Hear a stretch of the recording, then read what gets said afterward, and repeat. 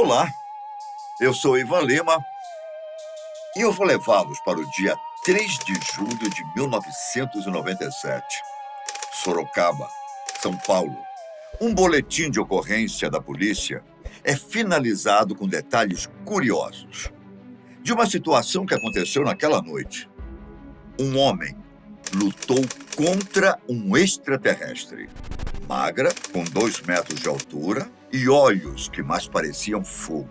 A suposta criatura de outro planeta ainda feriu o homem antes de ir embora.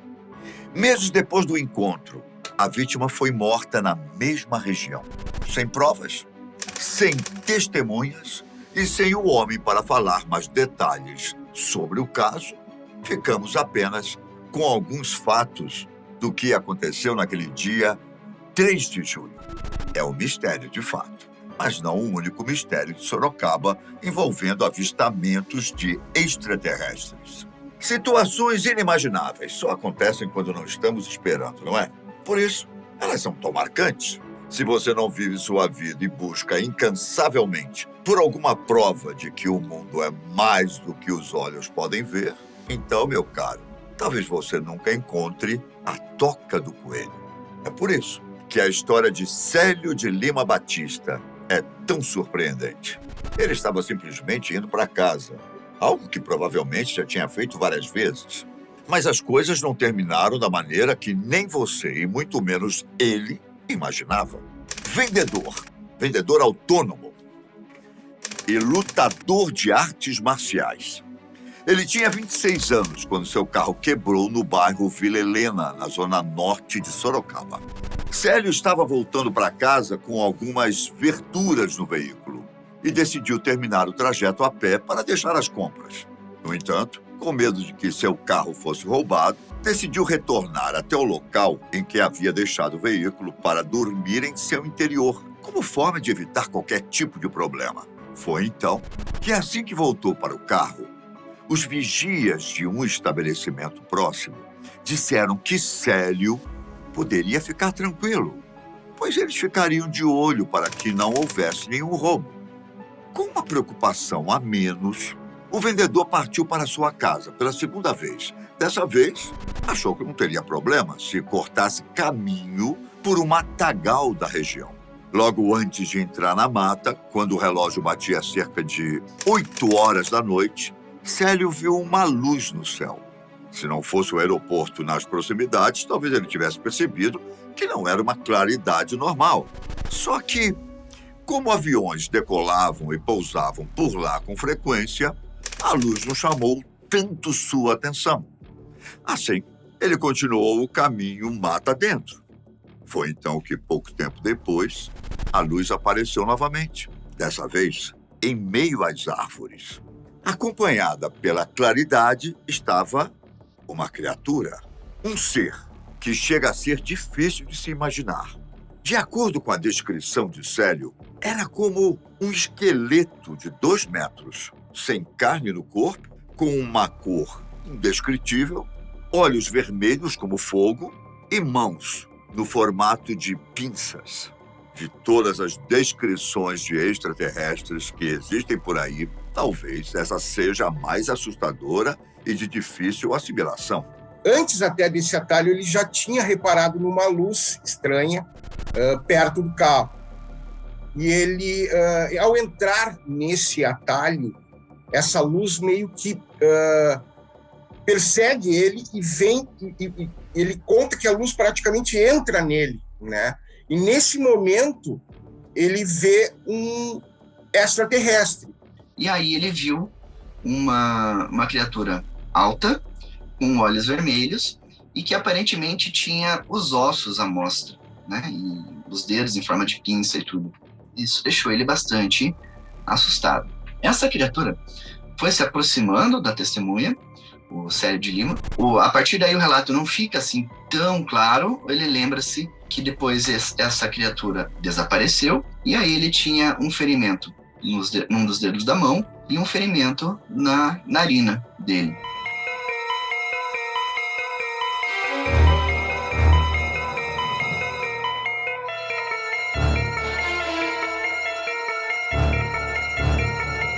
Parte das informações de toda a história foi apurada pelo portal G1, que teve acesso ao boletim de ocorrência e aos depoimentos do processo. Além disso, 8 meses após o episódio, Célio deu uma declaração à TV Globo sobre o incidente e disse que a criatura tentou se comunicar com ele. Tem zen, ra, zá, entendeu? Como quisesse falar alguma coisa pra mim, só que eu não entendia, e minha língua já estava começando a ficar pesada de medo, sabe? E meus olhos não tiravam o olho dele, ficou preso nele, entendeu? Durante o contato com o extraterrestre, o vendedor até tentou usar o que sabia de artes marciais para se proteger. Só que alguma coisa estranha aconteceu com seu corpo. Ao Ministério Público, Célio disse que não percebeu nada até a criatura ter ido embora. Só então notou que todo o seu lado direito do corpo, dos pés à cabeça, estava completamente paralisado. Inclusive, sua narina direita estava sangrando e também seu polegar direito havia sofrido uma perfuração profunda, algo que ele deveria ter percebido na hora e não momentos depois. Bom, o fato é que assim que recobrou os movimentos do corpo, Célio correu em busca de ajuda. Por sorte, ele encontrou um grupo de jovens que, por sua vez, explicaram a situação para uma senhora. Pouco tempo depois, aproximadamente 10 horas da noite, a Polícia Militar foi informada de uma ocorrência envolvendo agressão na rua Protásio de Camargo Sampaio. O responsável por atender o chamado foi o PM Melo, que encontrou Célio completamente apavorado e com um ferimento grave no dedo. Quando perguntou quantas pessoas participaram da tentativa de assalto, Célio respondeu que tinha sido apenas um ser estranho. Então, ele enxergou um ser que, na minha opinião, ele se parece muito com uma espécie de Grey, porque ele relata que o ser ele parece estar sem carne, tem 2 metros, uma cor que ele não conhece e os olhos vermelhos. Então, os Greys já foram vistos aqui na Terra e há relatos deles altos, eles mais baixos, eles verdes, cinzas e até essa cor, digamos, que ele não conseguiu descrever. E aí ele, assustado ainda, né, pediu auxílio para uma senhora que morava na região e eles foram para um posto de saúde para um atendimento prévio. E após esse atendimento prévio, ele foi até a delegacia e registrou queixa por lesão corporal contra um alienígena. Depois disso, os policiais foram até o local, fizeram uma vistoria em busca de algo que pudesse, digamos, ter ocasionado esses ferimentos, mas não encontraram nada. Nenhum vestígio, nada que pudesse dar pistas sobre o caso.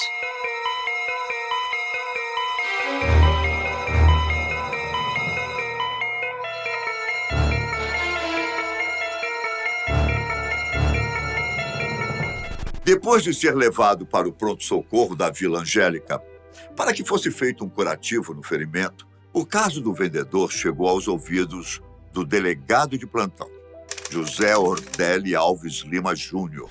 Para apurar melhor a história, uma equipe policial retornou ao Matagal em busca de pistas do que de fato teria acontecido naquela noite. Mesmo que não houvesse muita iluminação e que o terreno fosse do tamanho de um campo de futebol, a equipe percebeu que não havia nada que pudesse ter feito o corte no polegar de Célio. E o mais curioso disso tudo é que ele não tinha sinais de estar bêbado ou muito menos alcoolizado para ter inventado ou interpretado errado o que aconteceu. Perguntado pela TV Globo se não tinha medo de que as pessoas achassem que estava delirando, Célio simplesmente disse que todos saberiam se fosse um estado de loucura, pois ele nunca teve nenhum problema do tipo na vida. Já em 2019, mais de 20 anos depois do incidente, o mesmo delegado responsável pelo caso disse ao G1 que registrou a situação como lesão corporal e que acrescentou no histórico boletim de ocorrência justamente o que Célio disse, que apanhou de um extraterrestre.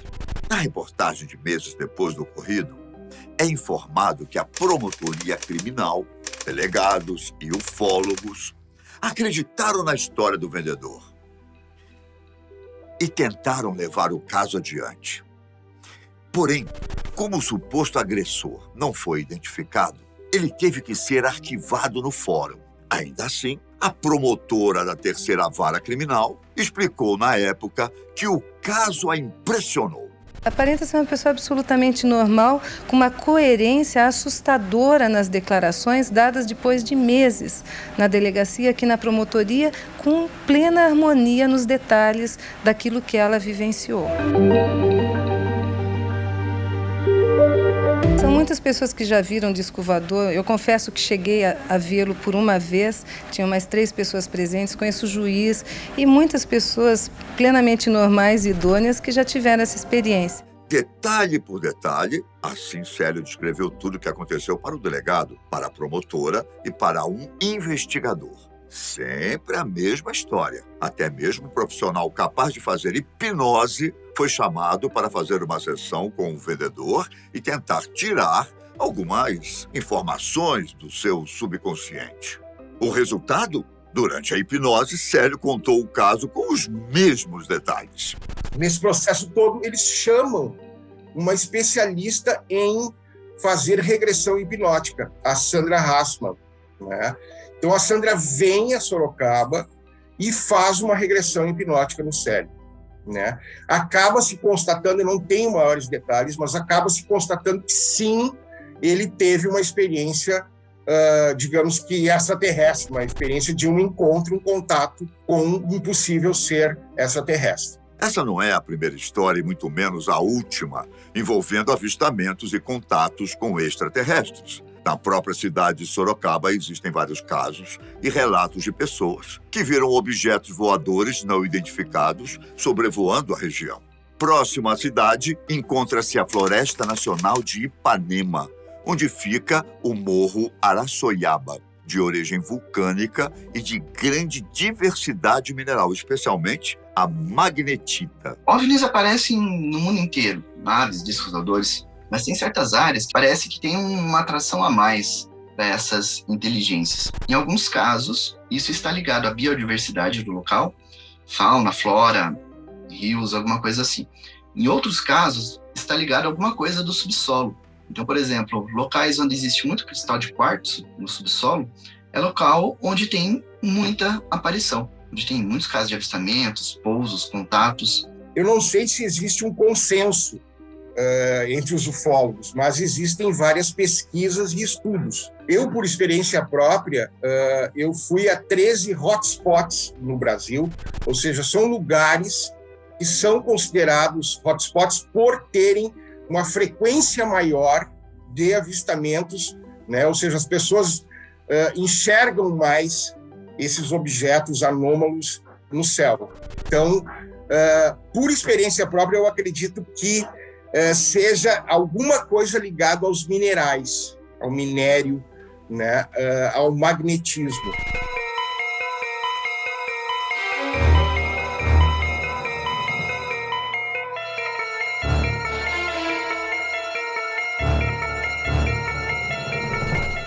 O Grupo de Estudos e Pesquisas Ufológicas de Sorocaba começou a estudar a história de Célio.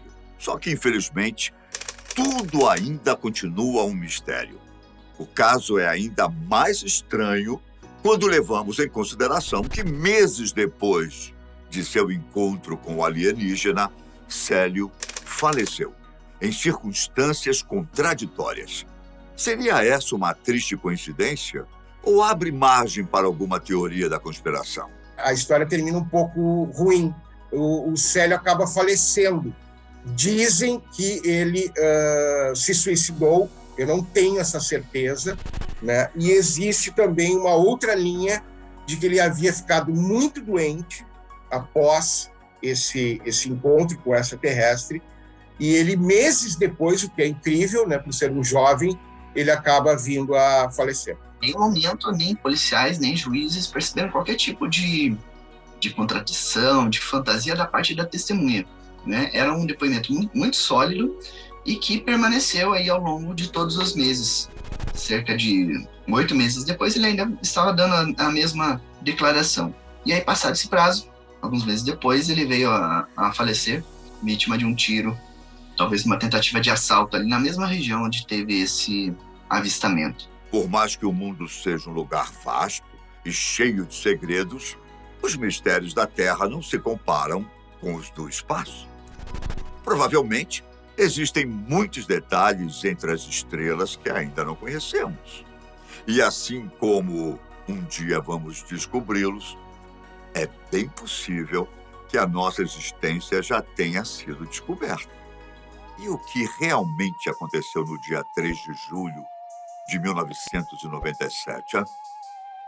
Quando teremos as respostas definitivas para todos os casos envolvendo extraterrestres?